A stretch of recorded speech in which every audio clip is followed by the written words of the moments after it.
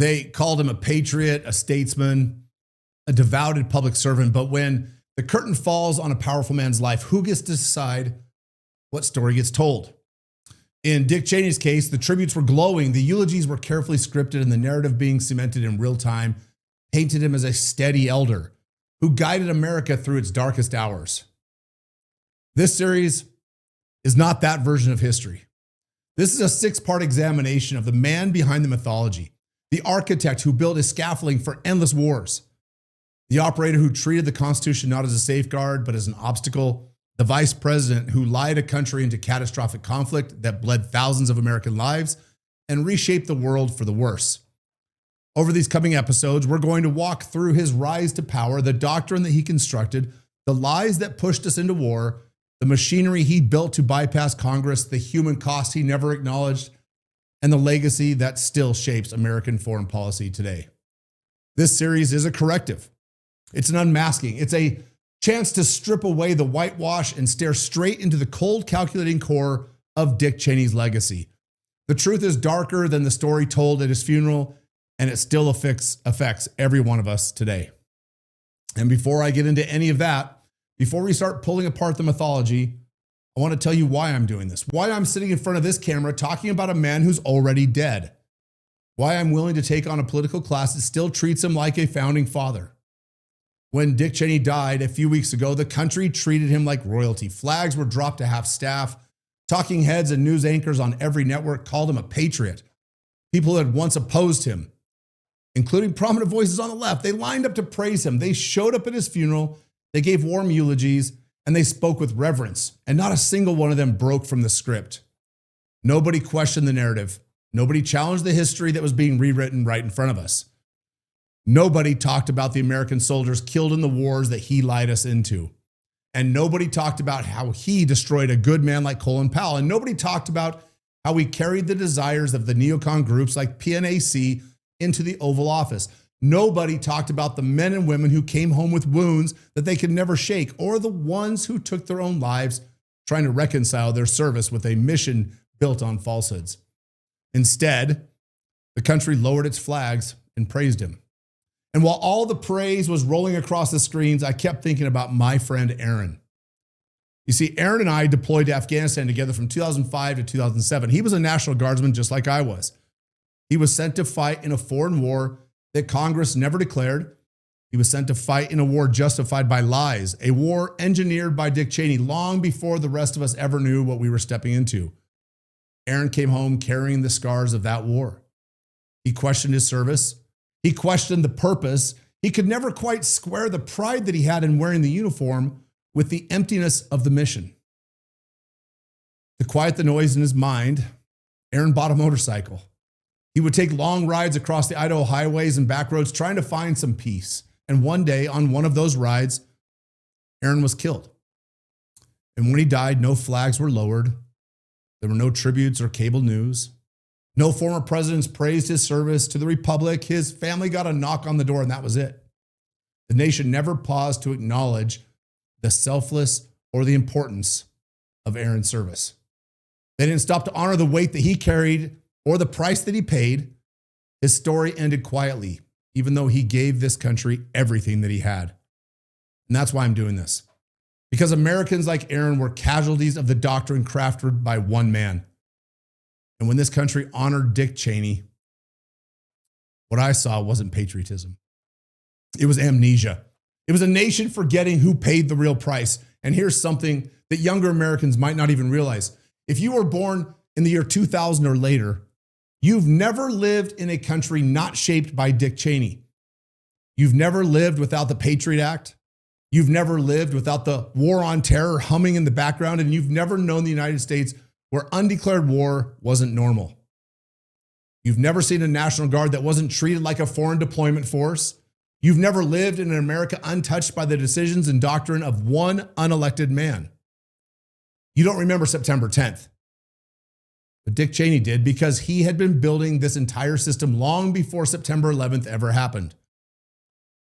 Most young Americans don't know the beginning of this story, and that's why this series exists, because if we don't understand who Dick Cheney really was, if we don't understand the world he left behind, and we don't get to recognize the signs when the next version of Dick Cheney shows up.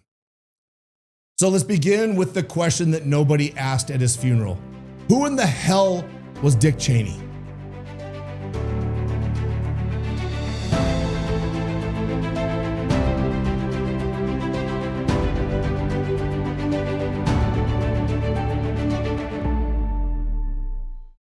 Most people today think that they know Dick Cheney because of the late night jokes, the sneer, the crooked teeth, the pacemaker, the hunting accident, the Saturday Night Live skits.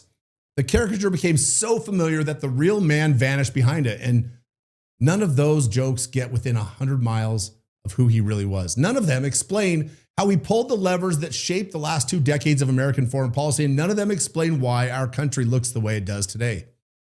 To understand Cheney, you have to understand where he came from.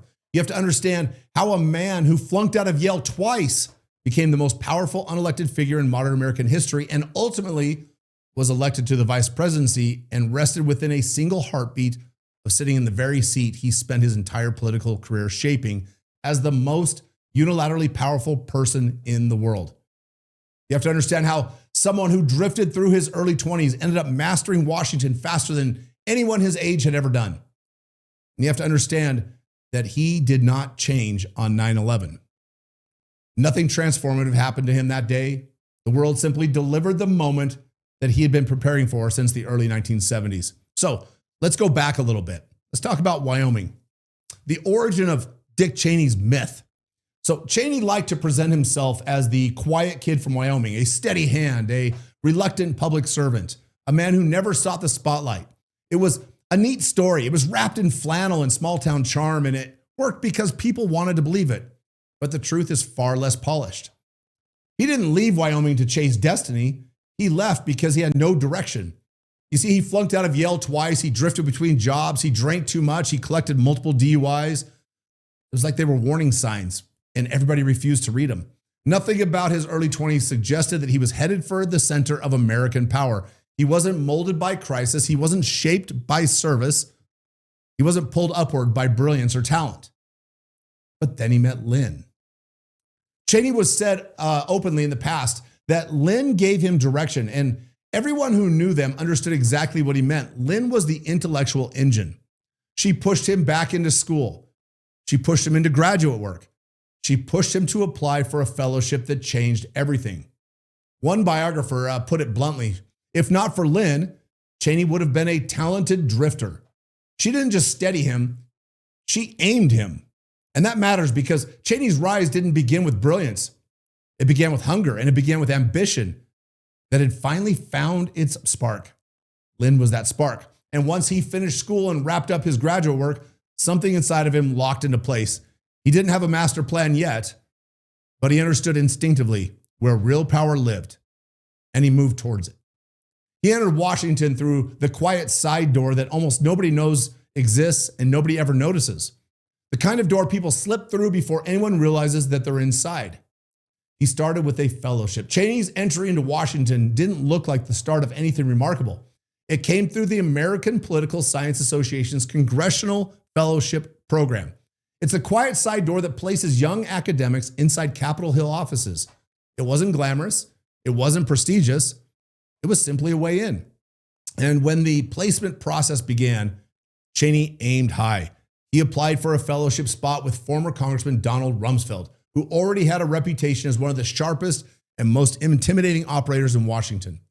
The interview went poorly, though. Years later, Cheney actually admitted that he had flunked the interview and walked away thinking Rumsfeld was an arrogant son of a bitch.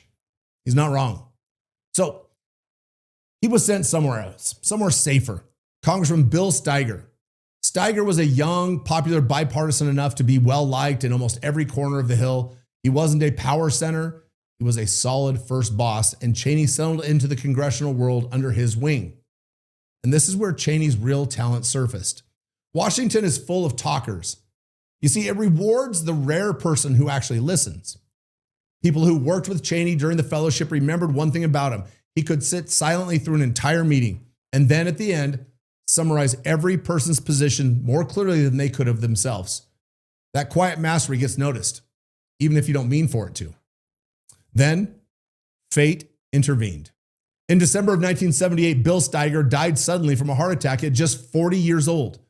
One day, Cheney was building a career in Congress, and the next he was unanchored in a city where unanchored staffers usually disappear. But instead of drifting, Cheney found himself at a crossroads. The death of his boss didn't end his Washington career. It opened a door that had once been closed. You see, back in 1969, before Steiger's death, Nixon had appointed Rumsfeld to run the Office of Economic Opportunity. It was a sprawling executive branch agency and a political minefield. To prepare for his confirmation hearings, Cheney, still working for Steiger, took it upon himself to write a detailed memo advising Rumsfeld on how to handle the political fight that was coming ahead. Nobody asked him to do it. It was pure initiative. And Steiger passed the memo on to Rumsfeld. And Rumsfeld read it. And at this time, instead of seeing an awkward interviewee, he saw something else: precision, discipline, and a young mind that could break down power and map the terrain.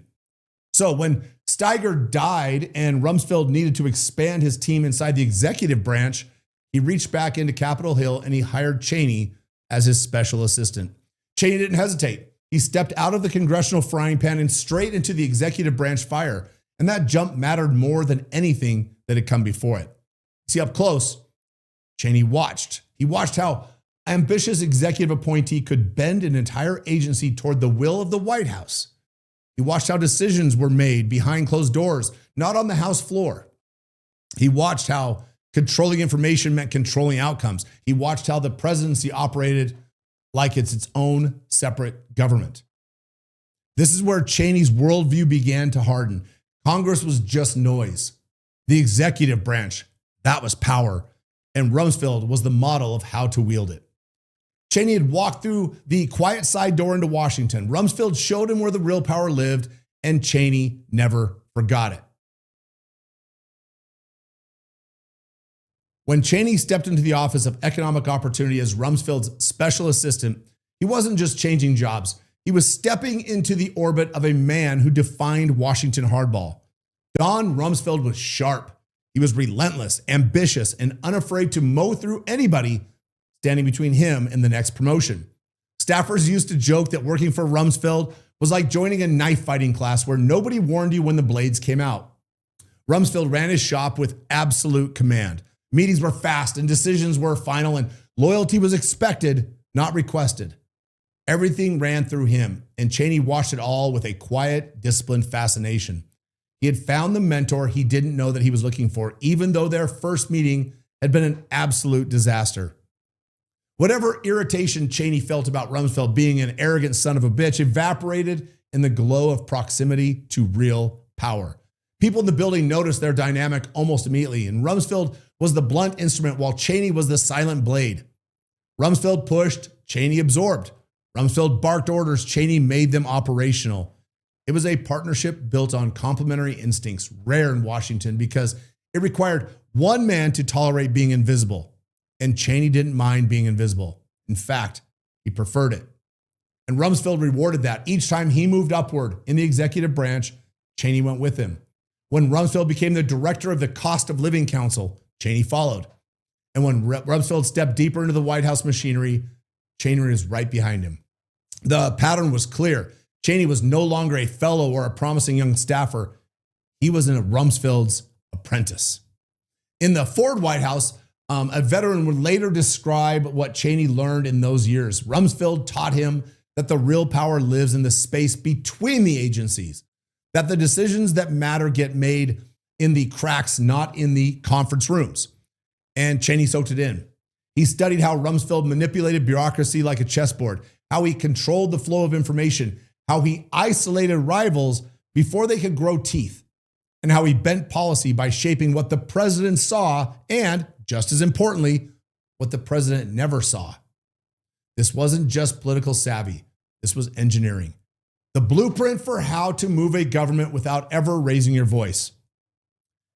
He didn't copy Rumsfeld's style. He didn't have to. He was learning the architecture of modern power, the architecture that would return decades later when he guided a president towards a war the country wasn't prepared for and Congress never declared. Soon that architecture would take both men straight into the West Wing.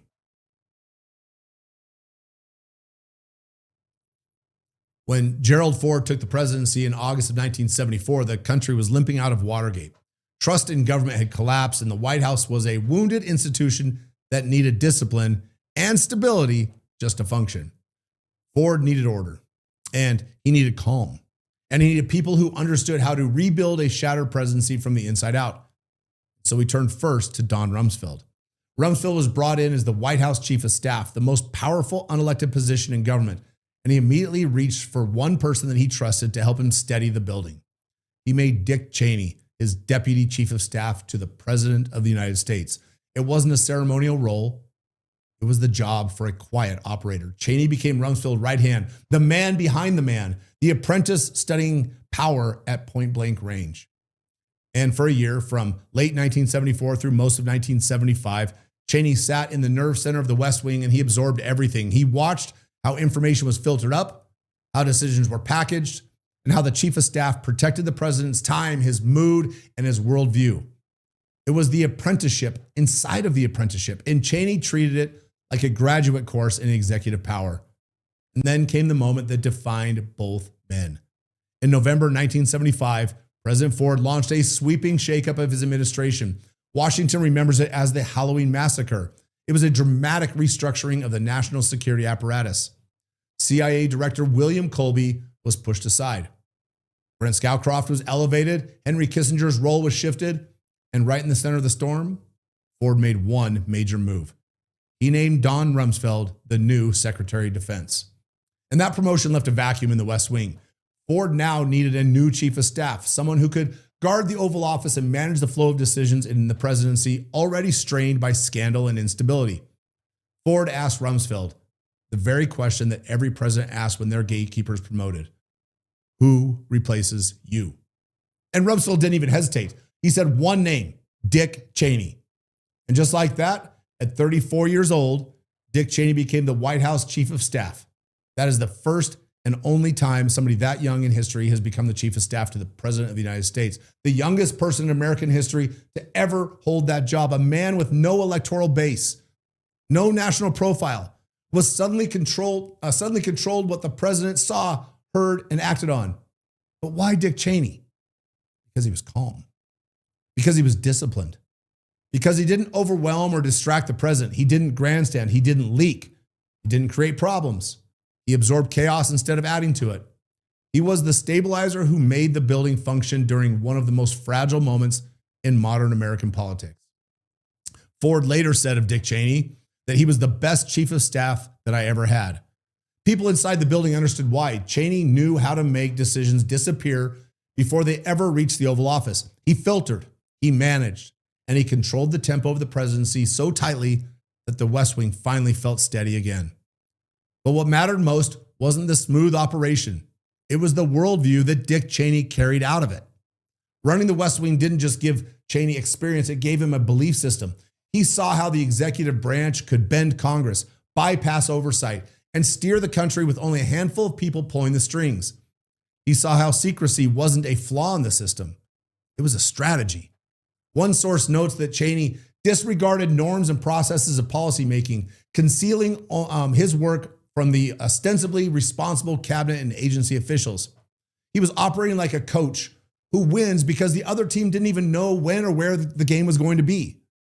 That wasn't an accident. That was the architecture of power, and he embraced it, and he never forgot it. The man who would one day guide a president towards war had spent his early 30s learning how to control the presidency from the shadows, and he never stopped using those lessons.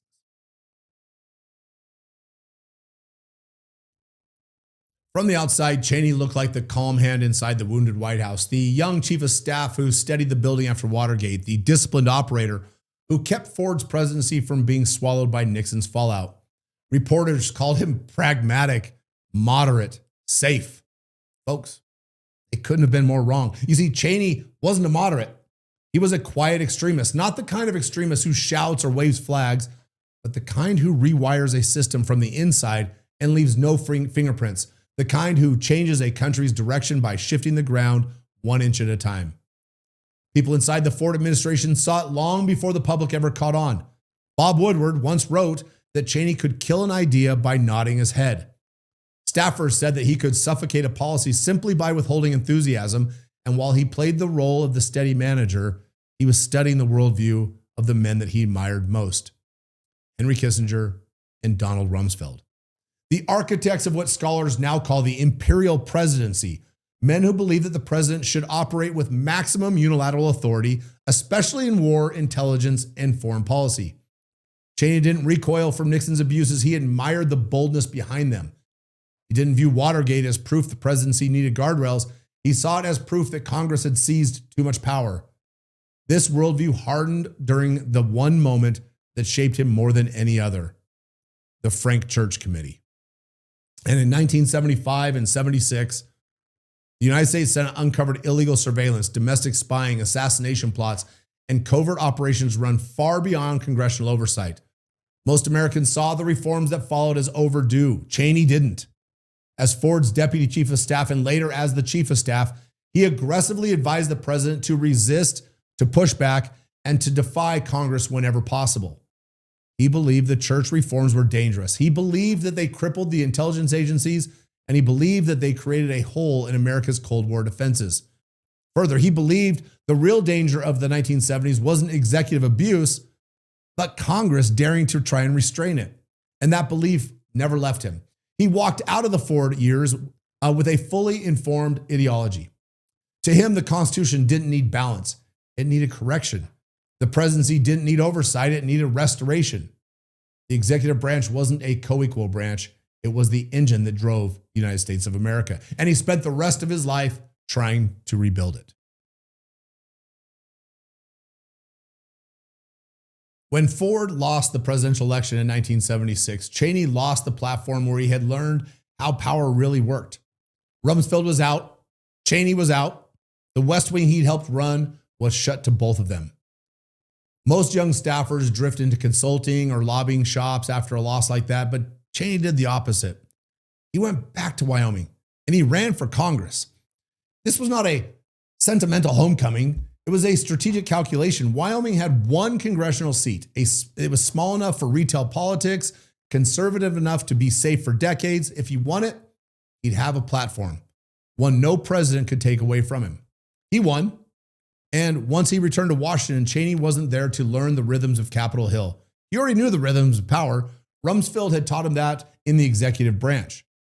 But now Cheney wanted to understand the institution he had always distrusted. And that distrust only deepened. He joined the House Intelligence Committee, where he watched Congress try to reassert oversight over the intelligence agencies, still reeling from the Church Committee fallout. He didn't see courage. He saw weakness. And he saw delay. He saw political grandstanding that, in his mind, threatened national security. And every time Congress tried to restrain the White House, Cheney pushed back. And every time legislators tried to limit covert operations, Cheney opposed it. And every time a new reform bill appeared, Cheney saw the same mistake repeating itself. He voted consistently to expand defense spending. He opposed restrictions on presidential war powers. He defended the intelligence community in every fight. He aligned himself with the hawks and the national security hardliners. The more he watched Congress try to oversee foreign policy, the more he became convinced it was structurally incapable of doing it. Congress was slow, Congress was divided, Congress was reactive, and it was always a step behind. So to Cheney, the message was simple. America could not be strong if Congress tried to lead. Only the presidency could move fast enough to protect the country. This wasn't a philosophy. He discovered it later in life. This is something he developed early in his life. And it was forged in the Church Committee years. It was sharpened in the Ford White House. And now in Congress, he finally had the platform to say it out loud. And by the mid-1980s, he'd become one of the few true believers left in the Nixon, Kissinger, Rumsfeld model of executive power. And when Reagan's foreign policy scandals exploded into public view, Cheney didn't even flinch. He saw his chance to draw the clearest line yet.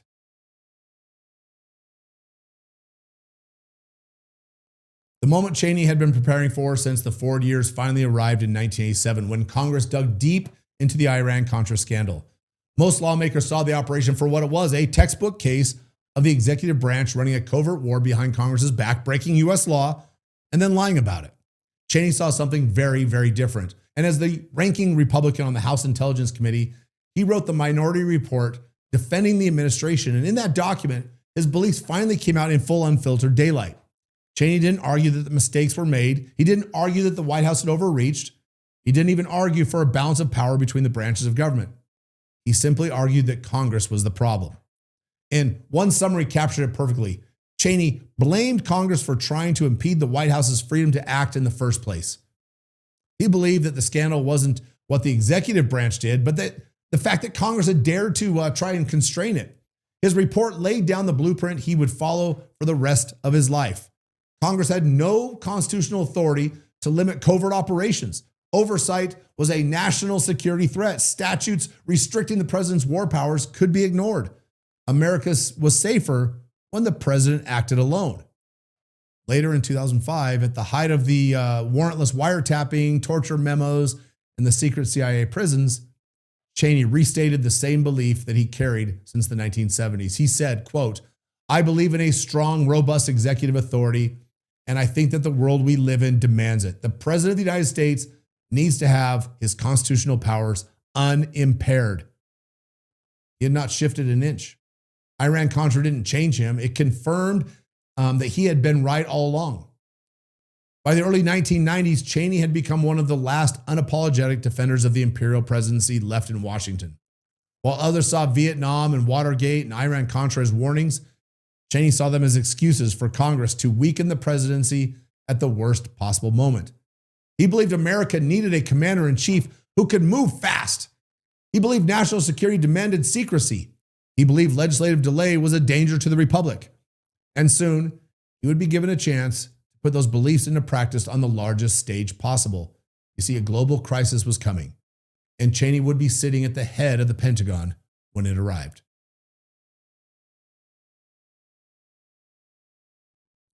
When George H.W. Bush took office in 1989, he handed Dick Cheney the one job that perfectly matched the worldview Cheney had been building since the mid-1970s, Secretary of Defense. This wasn't backroom influence anymore. This wasn't shaping policy from the shadows. This was Cheney running the largest military on earth with the Pentagon's full machinery under his hand. And history wasted no time testing him. In August of 1990, Saddam Hussein invaded Kuwait. The Cold War was ending, but suddenly the first crisis of the post-Soviet world erupted across the evening news. Tanks crossing borders, oil fields burning, a small U.S. ally swallowed whole. Overnight, Cheney became one of the central figures in deciding how America would respond. And inside the Pentagon, Cheney became the political architect of the coming war. And standing right beside him was General Colin Powell, chairman of the Joint Chiefs. He was one of the most respected soldiers in America, but their partnership worked, but it never rested comfortably because behind closed doors, these two men carried fundamentally different visions of how the United States should use military force. Powell, who had lived and served through Vietnam, he had seen what unclear objectives, shifting missions, and political overreach could do. His doctrine was shaped by that experience. The Powell doctrine insisted that America should only go to war if a vital national interest was at stake. The objectives were limited and achievable. Overwhelming force was used to win quickly. Diplomacy had been exhausted. The public supported the mission, and there was a clear exit strategy. It was doctrine built to prevent another Vietnam. Cheney respected Powell's competence, but not his caution. Though it wouldn't be formalized until years later, the Cheney doctrine was already taking shape inside of him. Dick Cheney believed that America should strike emerging threats before they fully formed, that the military power was an instrument for reshaping regions, not just defending interests, that Congress slowed the nation down, that secrecy was a strategic advantage, and that overwhelming force should intimidate potential adversaries, not just defeat them, and the clear exit strategies could become handcuffs that weaken American resolve. To Powell, restraint was strategy. To Cheney, restraint was missed opportunity. Desert Shield became Desert Storm, and the buildup became the assault, and the assault became a stunning and overwhelming victory. 100 hours of ground combat, minimal American casualties, a cheering media, a compliant Congress, a president riding the wave of public support. And Powell saw validation for his own doctrine, a limited war with clear objectives, executed with overwhelming force, ending exactly where it should. But Cheney also saw validation, but an entirely different lesson. He saw how quickly the United States could move when the executive branch was fully empowered. He saw how Congress folded under wartime pressure. He saw how a clean, decisive victory could unify a country behind its commander-in-chief. He saw how overwhelming American power could reshape global politics almost instantly. Then came the question that would echo across 3 decades. Should the United States push on to Baghdad? Powell said no, not because he lacked nerve, but because the mission didn't call for it. The coalition mandate was clear. The objectives were accomplished. Taking Baghdad meant occupation, urban warfare, sectarian chaos, and a commitment the U.S. public wasn't prepared to sustain. Cheney publicly agreed, but even warned that occupying Iraq could lead to a quagmire. But the 2 men walked away from that decision with a different conviction. Powell believed that Desert Storm had shown the wisdom of restraint. Cheney believed it had shown the promise of decisive power. Powell believed that America should use force rarely and reluctantly. Cheney believed that America could win almost any conflict if it hit hard enough and fast enough. Powell believed wars must end cleanly, and Cheney believed that wars could be instruments of strategic transformation. That difference, how each man interpreted the success of Desert Storm, became the fracture line underneath American foreign policy. And 12 years later, when Powell returned as the Secretary of State and Cheney returned as the Vice President, that fracture became a political earthquake. But back in 1991, they disagreed quietly. In 2003, they would clash openly, and the country would follow Cheney. But when H.W. Bush lost re-election in 92, Cheney's time in government ended. But his mission didn't. He stepped out of the Pentagon and into the private sector, into the war economy ecosystem that had blossomed beneath the Gulf War. Halliburton, oil, logistics, contracting, the business of war, the part Cheney had just watched flourish from inside the Pentagon. And not long after, Cheney found the ideological companion to his Pentagon experience, a small think tank filled with foreign policy hardliners who believed everything that he believed and who wanted to take it further. It was a group that argued that America could reshape the world militarily, a group that believed the post-Cold War era demanded American dominance. It was a group looking for a way to make their vision real, a group waiting for its moment. That group was called the Project for a New American Century, or PNAC, or PNAC. And Cheney had just spent 20 years building his worldview. Now he had found the blueprint and the partners to turn it into action. And that's where episode 2 will begin. So when we talk about Dick Cheney, we are not talking about the punchline from late night television or the caricature people chuckle about today. We're talking about the man who quietly reshaped the American presidency, who spent decades building the machinery that could send our sons and daughters into a war without ever asking the people for permission. A man who believed that Congress was an inconvenience, that oversight was a threat, and that the Constitution was an obstacle to be managed, not a covenant to be honored. And that's why we are telling this story. Because I served with men who trusted their leaders, who wore the uniform, believing that the chain of command would never use them as pawns in a political experiment. Men who fought and bled and died under policies Dick Cheney helped to design. Men like my friend Aaron, who gave everything for a country that still hasn't even paused long enough to acknowledge what his life meant. Their names deserve more than silence. Their sacrifice deserves more than footnotes, and their memory deserves more than a country that shrugs and moves on. We have to stop honoring men who refuse to honor their oath. We have to stop celebrating leaders who treated the Constitution like a suggestion. And we have to tell the truth about people who led us into decades of war built on secrecy, manipulation, and unchecked executive power. This series isn't about settling old scores. It's about making sure that the next generation doesn't pay the same price. It's about remembering the men who served and never came home, and it's about preventing their fate from becoming somebody else's future. If anything you've heard today resonates with you, if you believe in restoring the balance of power our founders built, if you believe our troops should never be sent to die without a constitutional declaration of war, or if you simply want to help us continue this work, visit bringourtroopshome.us/donate. Chip in a few bucks. Stand with us. Help us protect the Republic that men like Aaron believed is so important that they gave their lives for. Because episode 2 begins with the blueprints Dick Cheney helped write, the manifesto that turned his worldview into a movement, and the sentence that predicted exactly what happened on September 11th. If we don't understand how this all happened, we'll never stop it from happening again.